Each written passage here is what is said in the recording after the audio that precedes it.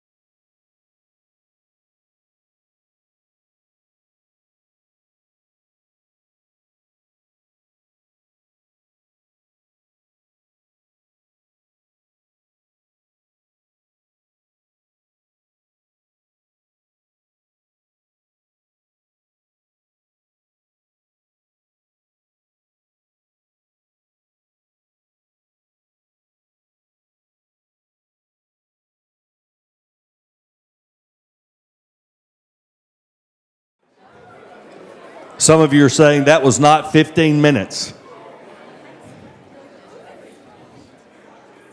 We're operating on God's time tonight, and it flies by. Now, I want to maximize our time. I want to give our speakers the optimum amount of time, and so they will be, after we're done tonight, they will be out at the resource tables, and if you want to see them or that you want them to autograph one of their books for you, they'll be happy to do that. As I mentioned earlier, it's just $5 extra for an autograph. It's no big deal. But they're happy to do that. Some have asked me about DVDs.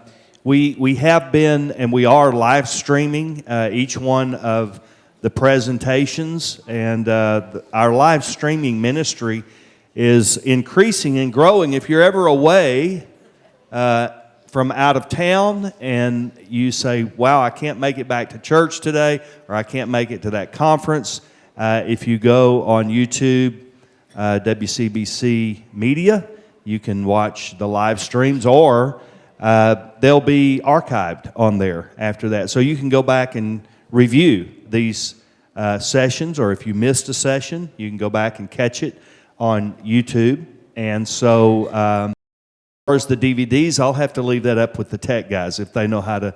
I know they know how to do it, but we can get you one of those. But you can just go on your computer and watch the sessions previously. All right, are you ready for dinosaurs? All right, welcome, Mr. Brian Thomas. Brian, come on.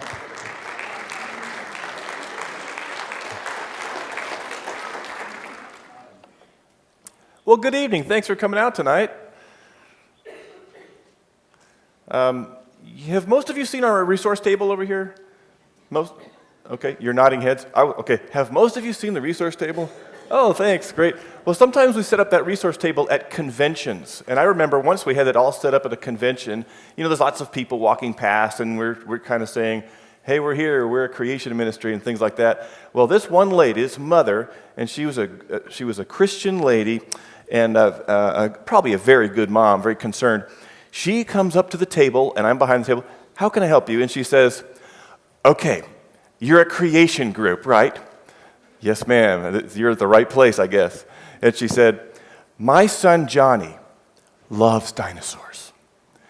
And he just can't get enough dinosaurs. And I want him to be interested in the world. I want him to be interested in God's creation. But every time I buy him a book, the book in there says that dinosaurs evolved millions of years ago, that dinosaurs died millions of years ago. And she said, I tell you, when I open this Bible, it says, for example, in Exodus 20:11, for in 6 days the Lord made the heavens, the earth, the sea, and all that is in them, and he rested on the seventh day. Now, she didn't quote that, but you get what I'm saying. She's saying she doesn't see the millions of years in her Bible. And I'm thinking, you're thinking pretty straight. You're making good points, lady.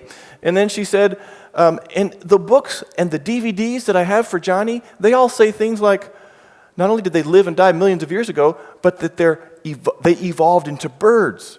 A lizard that evolved into, and it says in some of them that dinosaurs evolved from fish. And she said, I tell you what, maybe scientists say that, but it says in Genesis 1 that God made creatures to reproduce after their own kind. And I thought, wow, you did come to the right booth, because you're making some great points. But here's her dilemma. How do I encourage Johnny to study dinosaurs when all the resources about dinosaurs say all these wrong things? Are they wrong? Does science really prove these doctrines, like millions of years and fish to lizard? Are these really scientific? And that was her dilemma. And I said, ma'am, you come to the right place. Let me help you. And I lined her up with some of our online resources, icr.org, free articles on our website and everything. And then I said, if you'll wait just a little longer, next spring we're going to produce our first dinosaur book. Now it's out, and you guys have it available to you. And we'll talk more about that in a little bit. It's called The Guide to Dinosaurs. And but here's the thing. This mom, this concerned mom, she didn't know whether or not she actually said this to me, I don't know if I should just tell Johnny that dinosaurs don't even exist. My kids came home from school the other day. They said, Mrs. White, our such and such teacher, I'm sorry, I don't know I've got 5 teenagers, so I can't keep track of all the names of the teachers and the subjects. But anyways, Mrs. White, she teaches such and such, and she said she's a Christian, she doesn't believe dinosaurs even exist. And I thought, well, that's an interesting belief, kids. How did you handle that one, Well, they actually did exist, and we don't, as Christians, have to be afraid of the evidence, right?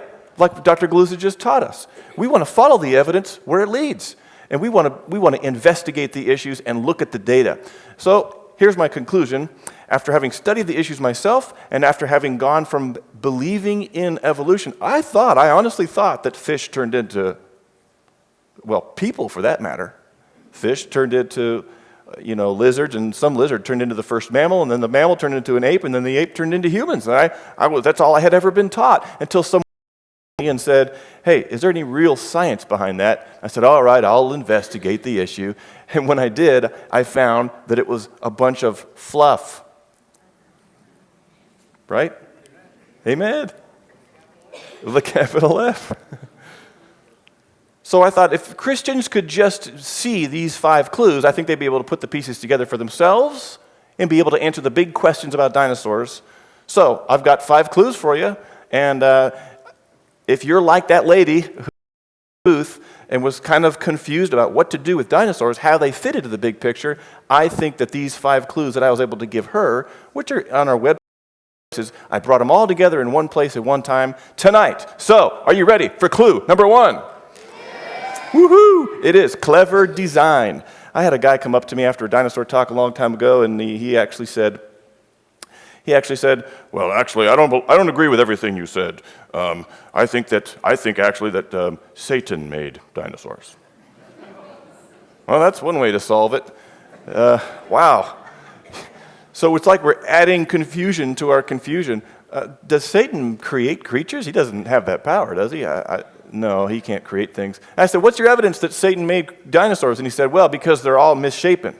The bodies are the wrong proportions. The bones are misfit, And actually, thinking about the evolutionary explanation of dinosaurs, that natural selection and mutations, these natural environmental factors and death and time, and these should have left sort of experimental mistakes, and they should have left sort of misshapen body parts. We should see evidence of evolution's experiments. In the Bible, we see clever design. Clever design. So I'm looking for the mistakes. I'm looking for either Satan's mistakes or nature's mistakes, but all I see are bones that fit together just right, including in this dinosaur behind me. I'm at the Carnegie Museum in Pittsburgh there because I like to look at the original stuff and see what the bones really look like. And this is a Diplodocus. Now, tonight we're going to say dinosaur names because dinosaur names are fun to say, so say Diplodocus. Diplodocus, and this is a sauropod dinosaur. This is the one with the 4 legs on the floor. 4 on the floor. He's got the long tail, long neck. This one, 30-foot long neck. Wow. These were huge. Scientists estimate that this guy was over approximately 30 tons. Well, how do you suspend 30 tons? One way to do it is by clever design. In fact, that's the only way. If you don't use clever design to suspend, you know what your 30 tons are going to do? Plop. That's right. So you got to use clever design. For example, the arch-shaped hip. There's actually 2 arches, another arch here to receive this pillar-like leg bone. And whenever I see arches supporting heavy weight on pillars, I'm thinking about clever design, the same kind of clever design that the ancient Romans used when they built these aqueducts a couple thousand years ago, so cleverly designed that they're still standing today. Not only do we see clever design in the hips, we also see clever design in the knees. The hip bone connects to the knee bone. Wait, there's no such thing as a knee bone, is there? The leg bone, okay. I don't see a patella anyways. So these leg bones, look at the surface right there. Now, imagine this. Here's a little baby Diplodocus, and he gets bigger and bigger, and his legs get taller and taller, but his knees don't get any wider. He's fatter and fatter, but his knees stay skinny. What's going to happen to his poor little weenie knees? They're going to break off. So clever design, not just in the raw construction, but in the way that these bones develop over time, constantly reshaping and making those knee joints wider. So you can see that in these dinosaur bones. The juveniles, the young ones, they have smaller knee joints, and the big old ones had big wide knee joints to accommodate all that weight. You've got to have clever design in order to take a 30-ton creature and have it be able to walk around, move, eat, breathe, and do all these things. You even have to have weight-saving features. And I'm going to take my pointer and let the smart side see some of these features, like these raised ridges and these hollowed out spaces. It reminds me of the raised ridges and hollowed out spaces on my bicycle. What are those doing? They're saving weight. Now, most dinosaurs, like the theropod, say theropod dinosaurs, these are like T-Rex, and they've got the 3 toes, and they've got big teeth, T-Rex.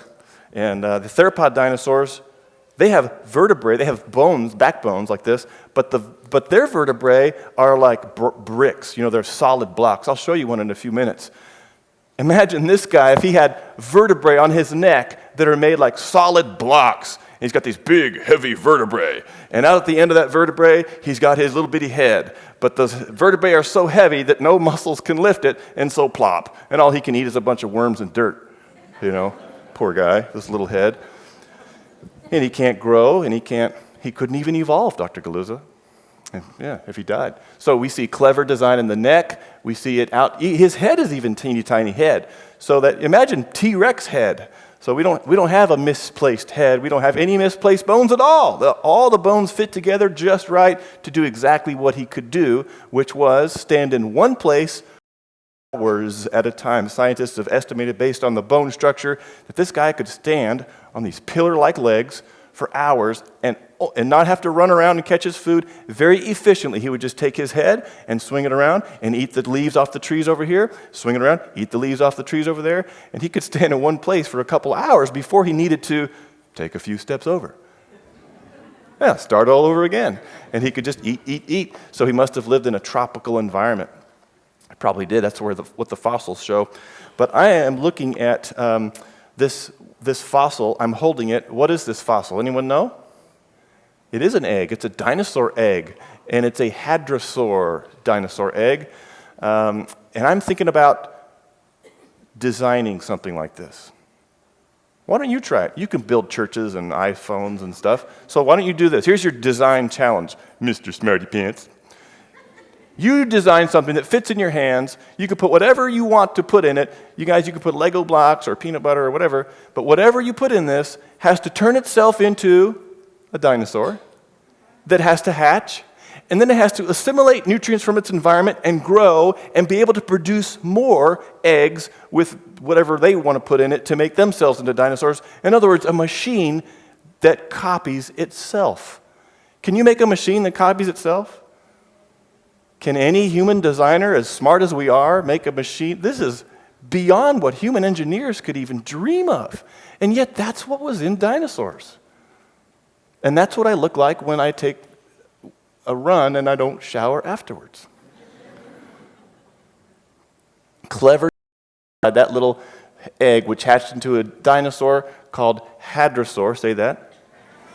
Hadrosaur, and he grew to 45 feet long and ate plants, and all this clever design which we should actually expect to see, because it wasn't nature that should get the credit. Natural processes, natural selection, mutation, none of that should get the credit. Satan doesn't get the credit. It actually should be God, because it said here all along in Genesis 1:25, and God made, not nature made, God made the beasts of the earth. Now, I'm thinking about the word beast. Did anything else more qualify as beast of the earth than a dinosaur?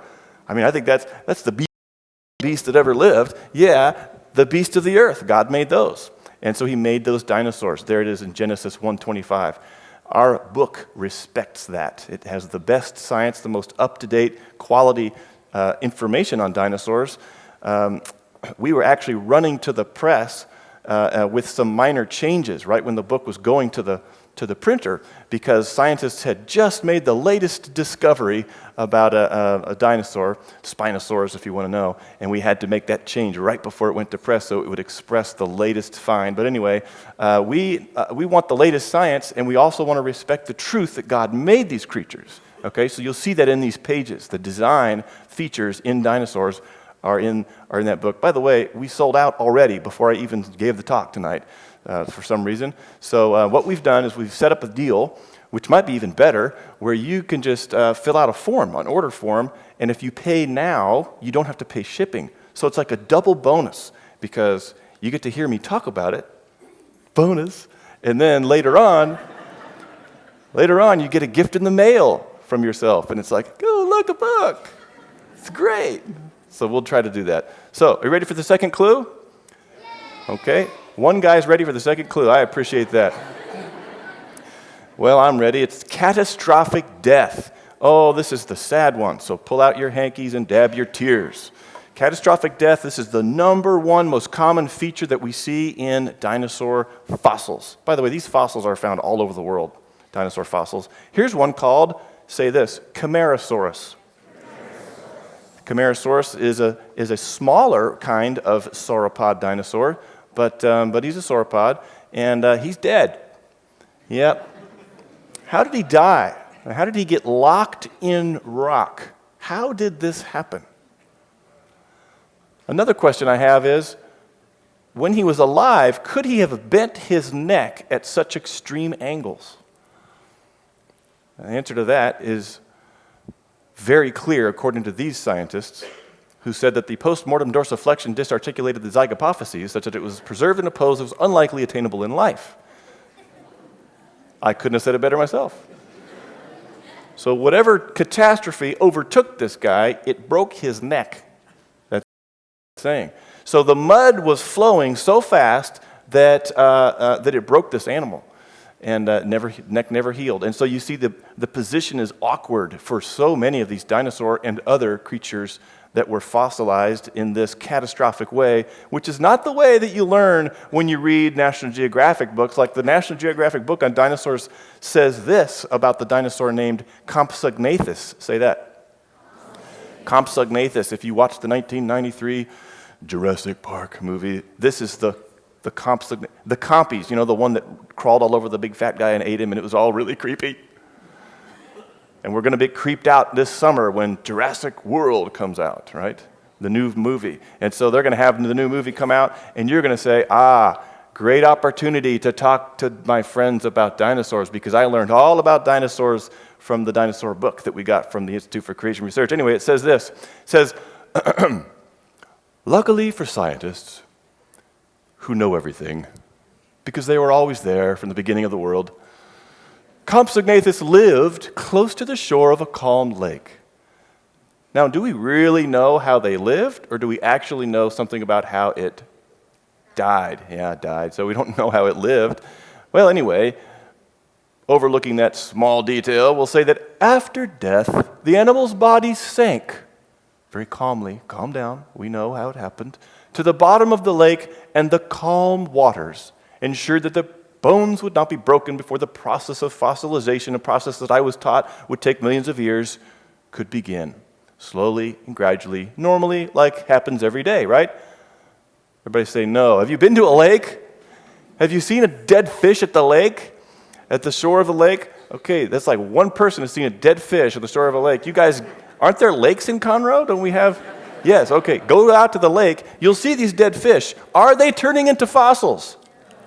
No, not at all. They're rotting. They're rotting before your very eyes. Within a couple weeks, they're gone. They're totally gone. This does not happen. This is a silly story. This is masquerading as science. It's not real science. In fact, we have evidence that these compsognathid dinosaurs like these were catastrophically buried, not with calm water. I mean, think about it. The calm waters took the calm animal when it died and took its head and calmly smashed it into its rear end. This is not calm. Nothing about this is calm. This is catastrophic. We're talking about mud. Mud coming and overwhelming these creatures so that they couldn't even breathe. They're choking on mud. In fact, some sadistic scientists did a study on chickens, and they buried chickens in mud, and they uncovered the dead chickens. And you know what they found? Necks arched back. Any animal with a long, I need some water. Choking myself. animal with a long neck like dinosaurs and birds. In the fossil record, they've got these necks arched back, possibly because, consistent with this experiment, they're choking on mud. They're choking to death. This is catastrophic, and we see it everywhere. They're choking on mud, and we see these dinosaur fossils all across the world. How do you get lots of water, lots of mud on the whole world, covering all these continents? This is not normal. This is not everyday, stuff. This is unique. These are some jumbled bones in Utah. It reminds me of the bones that I excavated last summer when I went to Montana to do a dinosaur dig, and we found bones of all kinds of animals that, the normal everyday animals like turtles and soft-shelled turtle, hard-shelled turtle, alligators bones. We saw some like normal plants, like swampy plants that you'd see, some leaves, like they're carbonized leaves that we saw. And then we saw a couple of small mammals, like the kinds of mammals in trees. Other scientists have found squirrels with dinosaur bones there in China. And even some sea creatures like garfish, and even some shark teeth mixed in with these dinosaur bones, sea snails and clam shells. So it looks like something really catastrophic mixed sea creatures with land creatures and lake creatures and swamp creatures together, like this tropical plant. What is the name of that kind of plant? Palm tree. And look, it didn't even have time for the green leaves to rot. It just got preserved and locked in mud that quickly dried to turn into a fossil. And there's your fish down there, and the fins didn't even have time to rot. But that fish was perfectly preserved. Must have been fast, must have been catastrophic. So fast, kind of like the speed with which this guy took my picture when I said, "Sir, will you please take my picture?" And he didn't even count down. Sure. And there I am. There I am at the Hill City Museum in Hill City, South Dakota, looking at the famous T-Rex. Don't you want to say Tyrannosaurus Rex? Go ahead. Tyrannosaurus Rex. And there he is. His nickname is Stan. And I'm thinking about Stan the T-Rex. And scientists estimate he was about 7 tons. 7 tons of. And scientists tell these stories in their journals. And I read the data. What we find is a fossil.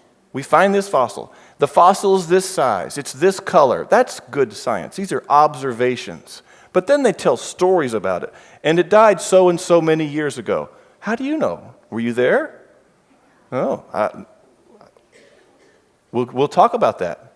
They tell these stories like this. The T-Rex, 7 tons of T-Rex Stan, he got tired and old, and so he laid down. He happened to lay down right beside a stream. They don't tell us why scavengers never took his bones and tore him apart, even though he's got healed, broken his a tail. Okay, so and it matches what you'd expect to find if another T-Rex bit his tail and then he survived it and those bones healed. His clunky, bunky bones in his tail show that he was probably bitten, and he has a big tooth mark in the back of his skull that matches the same diameter of a Tyrannosaurus tooth. So some other Tyrannosaur probably bit his skull. And but that other Tyrannosaur, those other scavengers were nowhere to be seen when he supposedly died beside a stream, and the stream overflowed its banks and covered him with a little pile of mud. I don't think that's how it happened. That's how we form fossils. Then why don't we see fossils forming in streams today? If the stream overflows its bank, what do you see? A little bit of mud maybe, but then it washes away with the next little flood.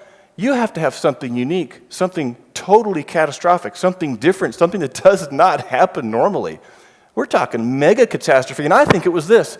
I think it was a catastrophe that was bringing in more force than 7 tons of T-Rex flesh could generate. Otherwise, T-Rex Stan would go like this. "I'm 7 tons. What, this river's going to flood up? I'm just walking out of here because I'm 7 tons. You know what I'm saying?" Yeah, T-Rex, they were all from the Bronx. I was there. Sometimes I get silly, I'm sorry. Okay, so I'm thinking catastrophic is the only way you can get these things to even form a fossil at all. So whenever I see fossils, it's got to be catastrophe. Sinosauropteryx, say that. Sinosauropteryx from China, and it's a dinosaur. You can see them legs. So he lived on the land, but this is not a land dweller. It's more of a water dweller. I can tell because of the fins. See, science is. Yeah. So now, did they live together? No. Well, they didn't live at the same place, but they lived at the same time. So, yeah, they didn't live at the same place, but they died at the same place and time, didn't they? And that's what the record shows. Now, how do you get all this water and all the sea creatures in the water to come up onto the land and mix with all the land creatures that are over here, and then mix them all together and splatter them out across half of a continent, like I see these rock layers that contain dinosaur and other normal everyday creature fossils? These are huge rock layers. How did these happen? Even this one from China, big, long rock layer. Rock layers like that are not forming today. It's not normal. It's something catastrophic happened. Mega catastrophe. Well, we should be thinking along one exact line, and that is this, right out of Genesis. You get where I'm going? Where do you think I'm going? Noah's ark, Noah's flood, lots of water, lots of mud. Well, what would you expect to find if Noah's flood really happened? Noah's flood that happened like this, according to Genesis 7. And the waters prevailed exceedingly on the earth, and all the high hills under the whole heaven were covered. The Himalayas were covered? No, the Himalayas didn't yet exist. The Himalayas were formed during the flood year. It's the high hills that existed in the pre-flood world. Those high hills were covered, and all the creatures that were not found in the ark, those creatures all died. All flesh died that moved on the earth. So we should expect to see dead things buried in rock layers laid down by water, and we should expect to see them all over the earth. Well, what do we see with dinosaurs? Billions of dead things. Well, with clams anyway. Lots of dead clams out there. Millions of dead things buried in rock layers that were laid down by water. And where do we find these dinosaur fossils? All over the earth, including Antarctica with the footprints. Okay, so what was the first clue? Anyone remember? Clever design. Second clue was the sad one. Catastrophic death. Now for the third, we're going to go, okay, by the way, buy these books. For the third clue, we're going to go outside of fossils, and we're going to look into human history. Because what I've found is an amazing feature of human history, and that is that every major people group has legends of their own dragons. So I'm thinking, why does everyone seem to have these legends of dragons? Either it's written, or it's carved in some kind of artwork, or in the case of the North American, South American, and Central American Indians, every single tribe has its legend orally traded from one generation to the next of these men, not just the monsters, but the men who dealt with these monsters. It's all over the globe, this dragon phenomenon. Where do these legends come from? According to the placard underneath Stan, by the way, Dr. Galuza, here's one of your statements that I'm less than persuaded. It says, no one has ever seen a living dinosaur. Class, is that a science statement? No, that's more like a religious statement, a dogmatic, doctrinal statement that's masquerading as science. So I'm less than persuaded about that. How would a scientist have to verify that no one has ever seen a living dinosaur? Yeah, he'd have to interview every single person who has ever lived to make sure that no one has ever seen a living dinosaur. But it says what we know of them comes from careful study of their fossils. And if you look outside of fossils and into human history, don't go there. Well, I'm saying, why not? Let's at least examine the history that people have left behind before we throw it under the bus, so to speak. For example, we look at the Chinese zodiac, and we see that they have all these animals in their system of reckoning time. For example, they have the year of the tiger. See the tiger? And then they have the year of the rat. I hope I wasn't born in that year. That would be kind of grody. The year of the chicken. And what is this? The year of the dragon. Now, why would they toss a dragon in there if it's completely mythical with all these other creatures that are actual? Maybe the dragon was actual until it went extinct. Maybe hundreds of years or something like that.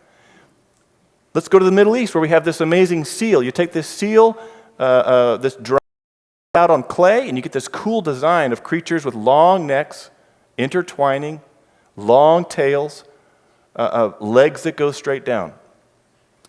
Now, if this is a crocodile, then why is there a neck?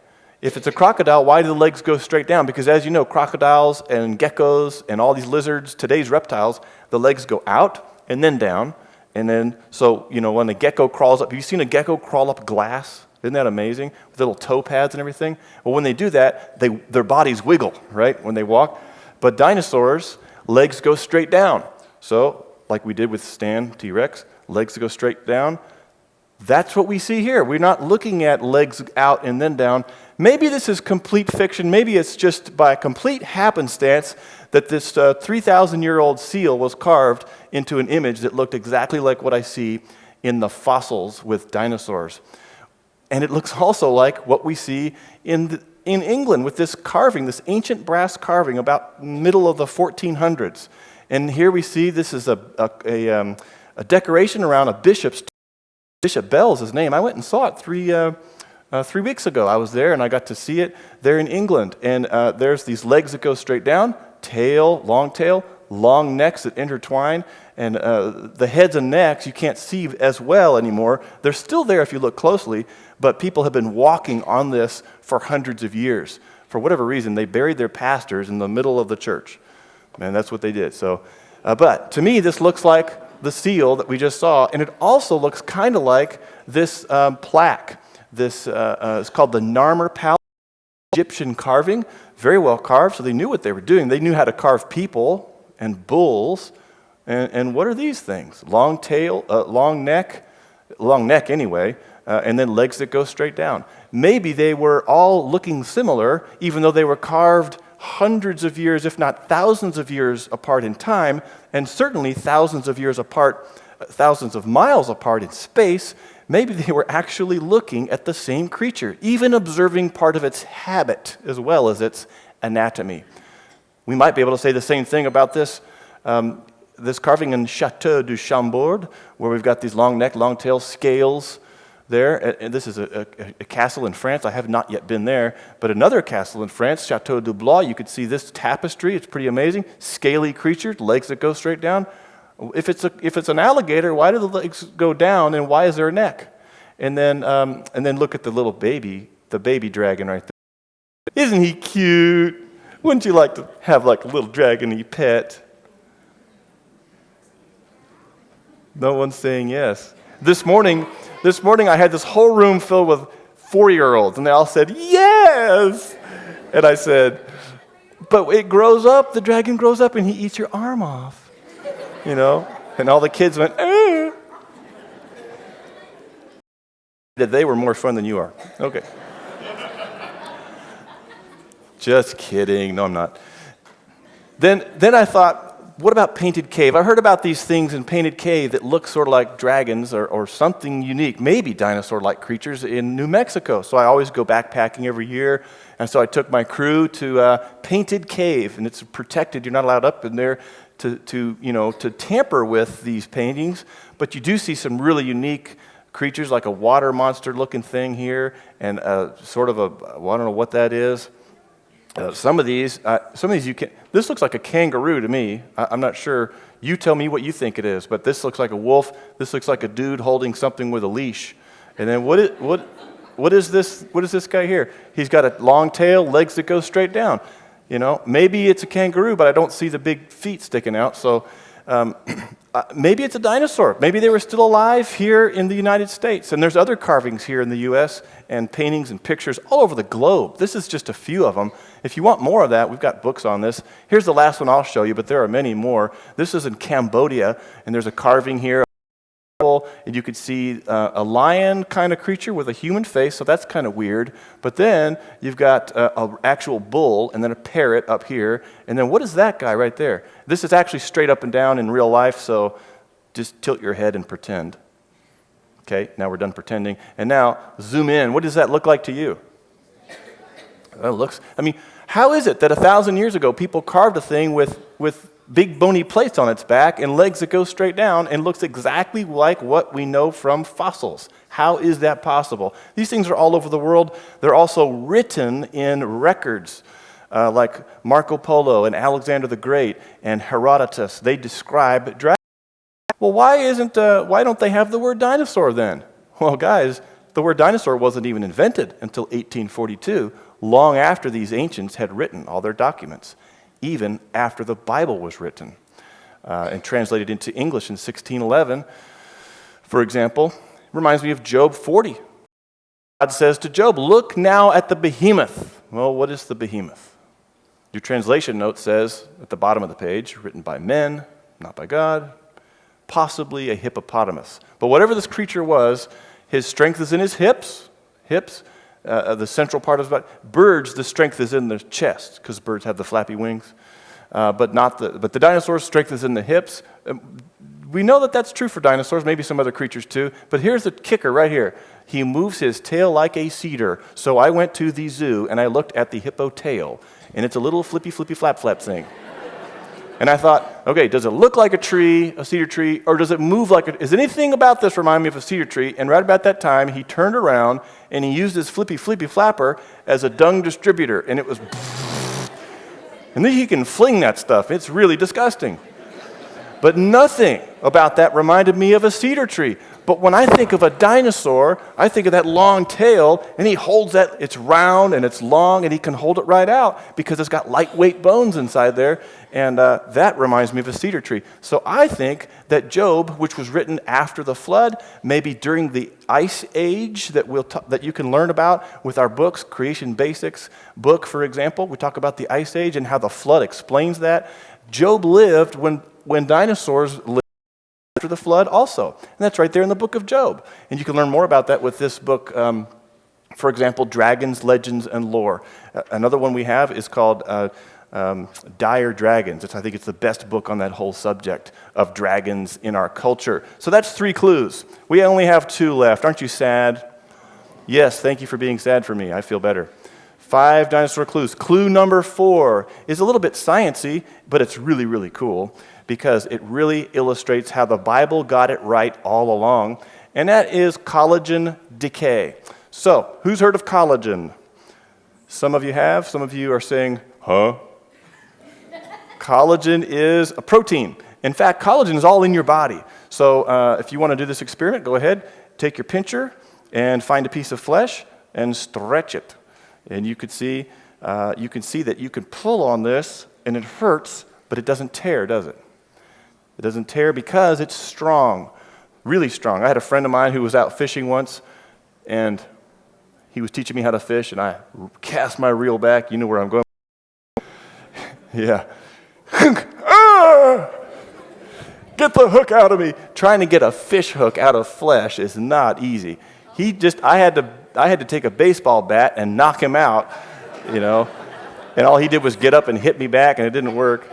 No, I'm telling stories, but we did the Boy Scout thing, and we punched it all the way through, and we cut the end of the barb. We cut off the barb, and then we backed it back through. But it took 20 minutes, and he was ready to go to the hospital. But anyway, he's okay now. All that to say this: skin is made of collagen mostly, and collagen is tough stuff. Collagen can last a long time. Collagen is what makes skin so tough. You think collagen could last 1,000,000 years, though? Scientists have figured it out. They've done studies on collagen. Here's a picture of collagen. This shows that it's a tough protein made of 3 strands, and this shows the position of every atom in a segment of collagen protein. And they've done decay rate studies to show that this collagen protein, in accordance with the second law of thermodynamics, which says all systems tend toward disorder, just like your kids' rooms. All systems tend to be messier and messier. Unless some outside force comes and reorganizes it, this collagen turns into dust. After a maximum time, if it's really kept cold, like 7 degrees Celsius, 15 degrees Fahrenheit, something like that, 900,000 years. Now, this stuff can last hundreds of thousands of years in theory, if you keep all the bacteria away, because they'll gobble this stuff up. It reminds me of the Dead Sea Scrolls. This is one of the Dead Sea Scrolls. It's 2,000-year-old, and it's a piece of skin, because parchment is sheepskin. And what's happening to the edges? Say something so I know that you're listening to me. Okay? Yeah, it's fraying and it's turning dark. So the chemistry is turning it dark. It's oxidizing, reacting with oxygen. The collagen in bone does that too, and it even does it in rock. And yet, here's the deal, class. Dinosaur fossils have collagen. Not just collagen, but all kinds of structures. Look at these tissue structures inside a Tyrannosaurus rex leg bone. Scientists found blood vessels with little red blood cells. They called it red blood cell-like elements for whatever reason. But connective tissue, still stretchy. They stretched it under a microscope. Now this is after they removed the mineral part of bone, the hard bony part, and the soft tissues were, and they found collagen still in these bones. So the scientific community said, no way, that can't last that long. We know from the decay rate studies that collagen only lasts a maximum of 900,000 years, not even 1,000,000 years, and yet we know that that dinosaur died 65 million years ago. So therefore, it can't be collagen from the dinosaur. It must be bacteria. Bacteria. So they said, well, do bacteria make blood vessel shapes? And let's go somewhere else. So they went to a hadrosaur leg. And so here's me beside a hadrosaur dinosaur leg. And they broke open a hadrosaur, also taken from the Hell Creek Formation there in Montana. And they found the same kinds of structures. Look at this. This is amazing. Blood vessels, even bone cells, with the little delicate extensions coming out of those bone cells called osteocytes. Over here, I don't want to leave the dumb side out. We've got these little bone cells with the extensions. Dr. Gluza, this dumb side, smart side isn't working as well for me as it did for you. Well, I wish I had your talent. Here's a mosasaur. Everyone say mosasaur. Mosasaur, it's not a dinosaur because technically dinosaurs had legs, and this guy had flipper and a shark tail here. But inside this mosasaur fossil, which was found in Kansas, what's he doing swimming in Kansas, by the way? You got to have a lot of water wash over the continent to get water up into Kansas, and especially to drown and bury this big creature. But here's got a red patch. He actually has 2 red patches in his chest cavity. Well, I've been studying this guy for a long time, and I happened to be at the Los Angeles County Natural History Museum last November with 2 of my colleagues, our astrophysicist, Dr. Jason Lyle, and our atmospheric physicist, Dr. Jake Hebert. And we were going in there, I was like, guys, let's come in, let's look at the dinosaurs, because who doesn't want to see cool dinosaurs? So we look at dinosaurs, and we go into the dinosaur room, and there's this big glass table, and I go out there, and I look, and I start seeing what's underneath the glass. And I said, guys, this is it. I think this is really it. This is the mosasaur. Look, it's still colored red. You can see it's still colored red. And then everyone else in the room went, oh, I'm getting out of here.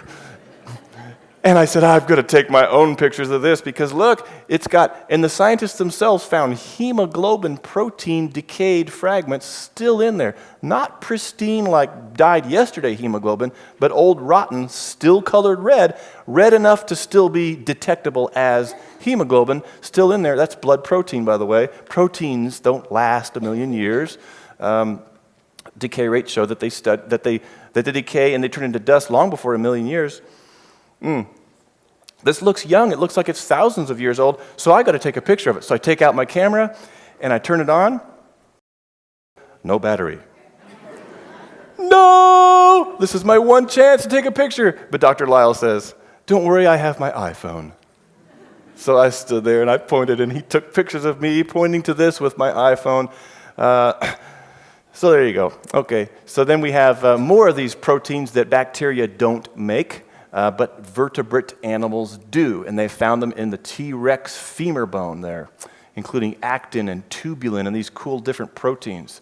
Here's a picture of bone collagen. It's in a modern bone. Now, this is like a modern cow bone, and I was able to take a picture of it with an imaging technique up there in Dallas. Now, after time passes, do you think that the collagen signal will get brighter or dimmer? It will get dimmer because what's happening to the collagen? It's decaying, it's going away. So let's stick in there a piece of bone that we know is a medieval bone. In fact, it's about 1,000 years old bone of a cow bone, and there, do we have more or less collagen signal? Less collagen, so that's consistent with collagen decaying, but it's still in there. And what I did is, I snuck in some dinosaur bones. I snuck in some dinosaur bones into the machine, and I didn't tell the people what it was, but we did find collagen signal even more degraded and decayed. So we're still looking at this. We're pretty sure it's collagen, but we want to double check with some other techniques to make absolutely sure. But other scientists have made sure using lots of other techniques. They've even found a dinosaur mummy where all the skin is still on it. The skin is like it's like stuck to the bones, because it's like naturally mummified. And so I asked this gal, this paleontologist student at the University of Houston. She's at the Houston Museum of Natural History down here, which isn't that a clean museum? It looks like an iPod museum. It's all white and nice. But anyway, I said, "What you doing?" And she said, "I'm cleaning up this bone." That's cool. "Well, did you hear about the dinosaur bones with the red blood cells in them and the squishy tissue?" And she said, "Yeah," because she's a student, because students are supposed to know her. I said, "How do you explain it? How do you explain how this stuff is still in there and it's squishy and it's original tissue?" And she said, "Well, it's not the original tissue because it's a fossil."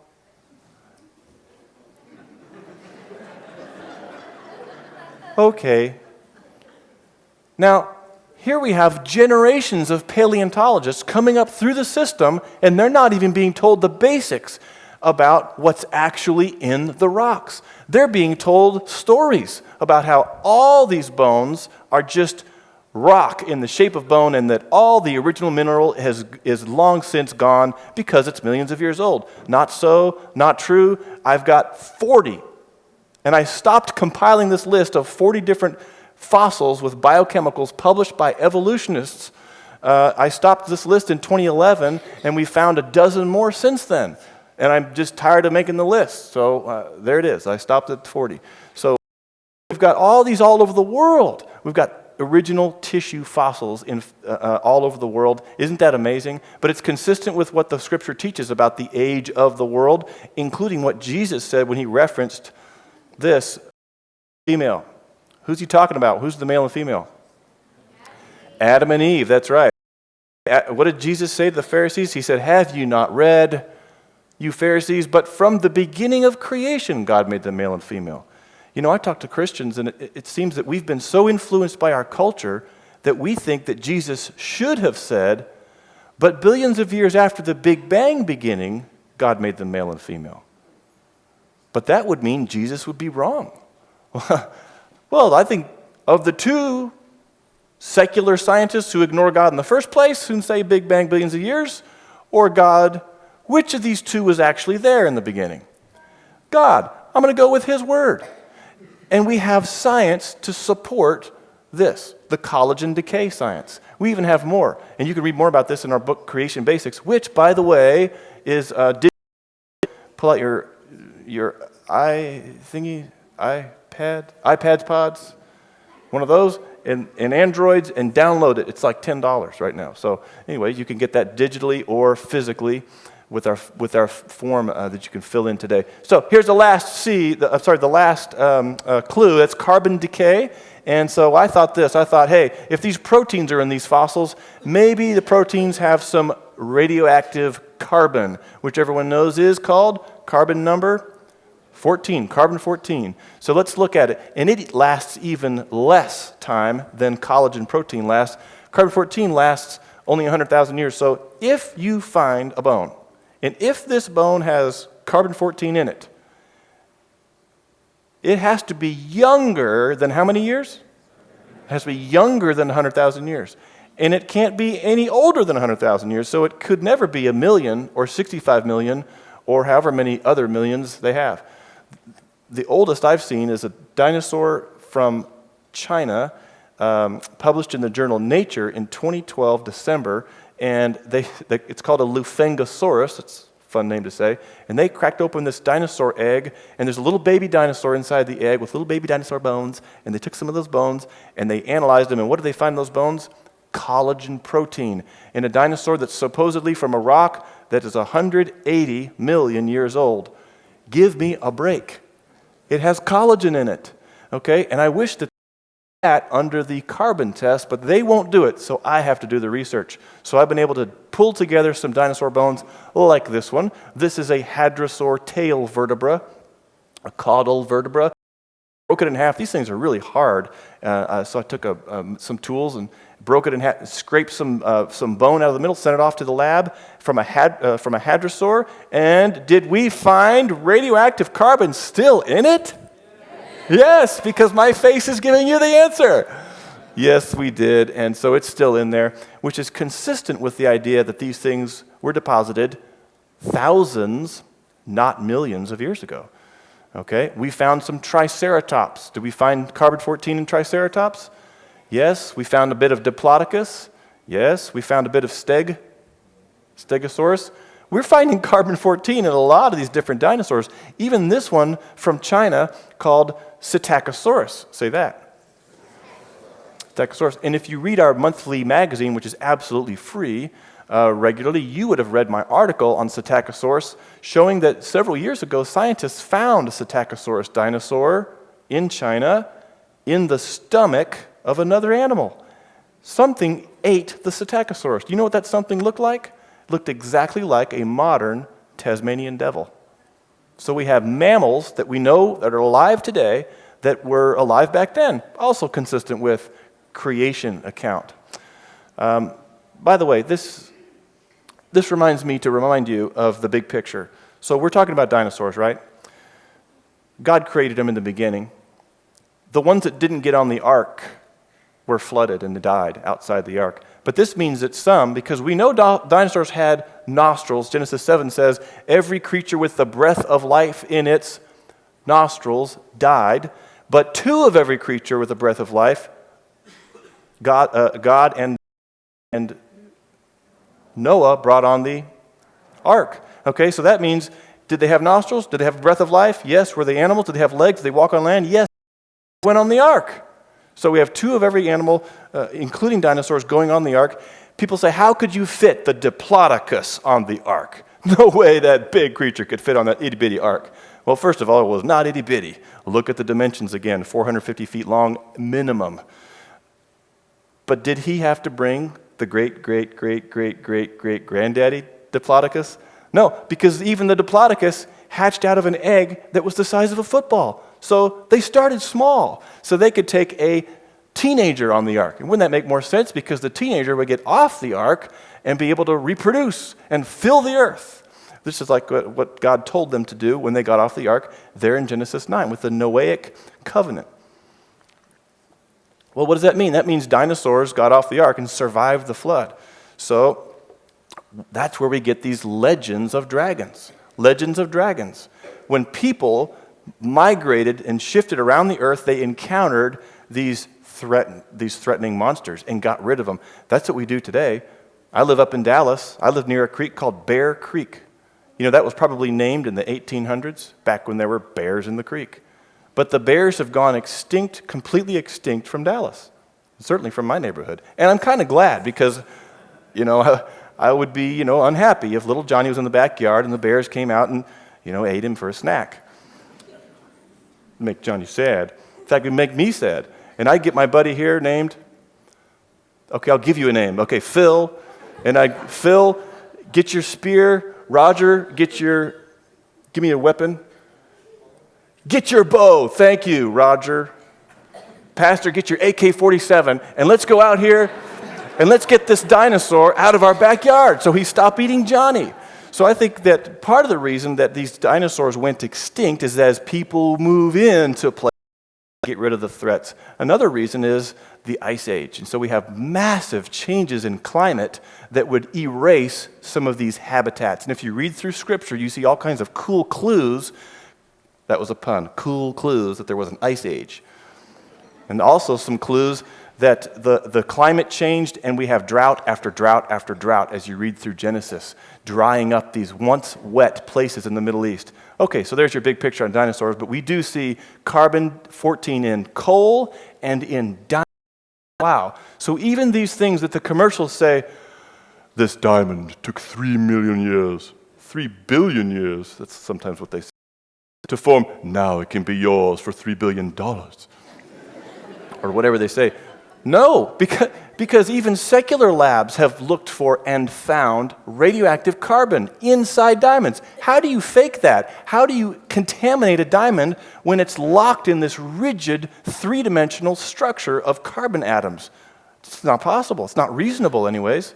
Okay, so it looks young. So the 3 billion year age assignment ignores the carbon-14 that's in it. It's got carbon-14 in it. It has to be younger than how many years?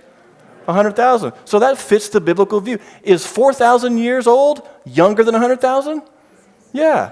Okay, so the flood, 2348 BC, give or take a few seconds. That's the flood. Okay, so you're talking about thousands of years ago only, according to the Bible record, which we should be familiar with, and which Zechariah, is it Zacharias? I should look it up. John the Baptist's dad, he says this, filled with the Holy Spirit, unlike me right now. Blessed is the Lord God of Israel, for he has visited and redeemed his people as he spoke by the mouth of his holy prophets who have been, his holy prophets who have been on earth, his holy prophets who have been prophesying, his holy prophets who have been doing their thing since billions of years after the world began in a Big Bang. Oh, did I say that right? I misquoted it. No. Oops. No, his holy prophets have been doing their thing right there from the beginning, from creation week. He had this. Now, where's the first prophecy in the Bible? Who knows that? Genesis chapter 3, 15.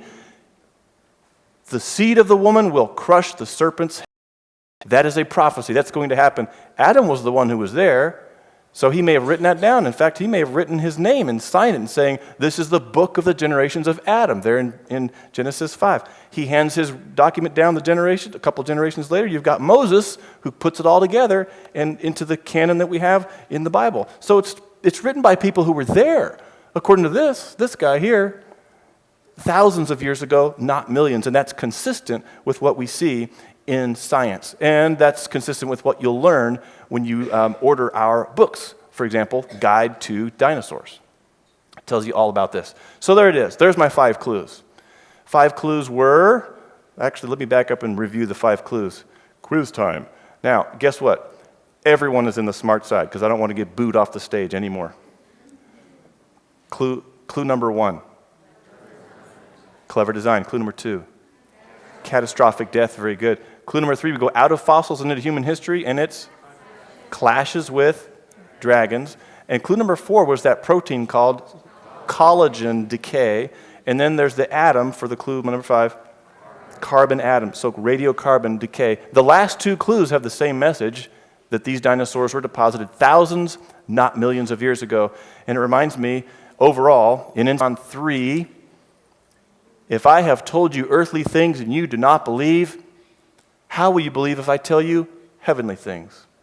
Let's review the clues. The first clue was clever design of creatures that live on the earth. Is that an earthly thing? Well, sure, because these creatures live on the earth. These are actual creatures on the earth alive. God created the world and all the creatures that are in it. Clever design. But if you don't believe God created the things in the world, then how are you going to believe the spiritual things? For example, you're a sinner. You've broken God's laws. You're accountable to him, and that's a big problem. You see, they're both in the same book, right?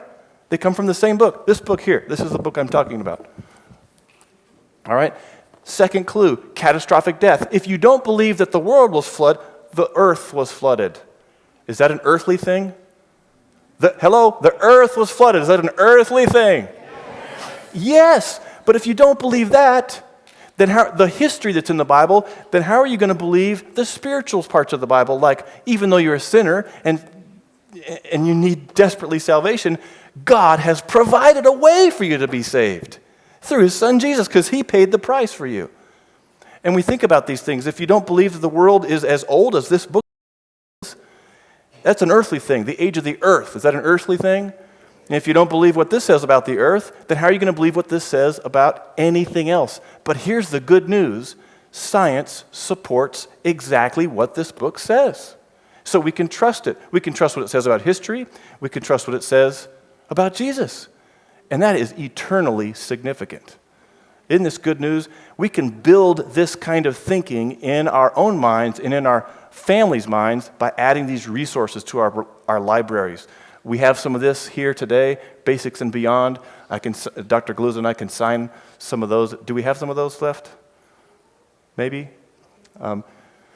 We don't have any of these left, but you need to get those. Every Christian house should have one of these, I think, so that those who show interest in dinosaurs can really get a good perspective of the science that you kind of haven't been told about dinosaurs. It's actually in here, but it's a good science and it's Bible respecting.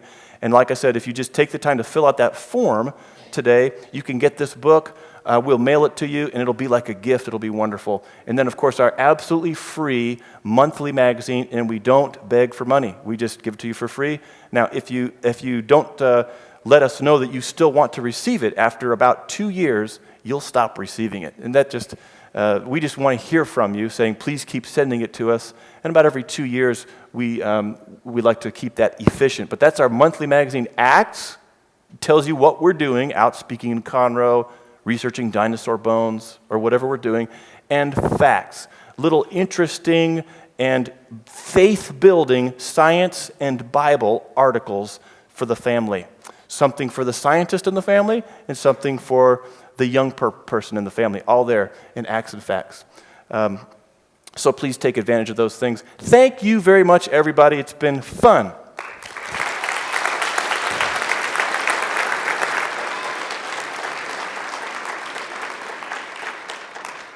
All right, real quickly, if you have a question, we've got mics right here in either one of these aisles. Go to the mic and ask your question. Guys, will y'all stand up, make sure you're... Okay, speak right in the microphone so they can hear, okay?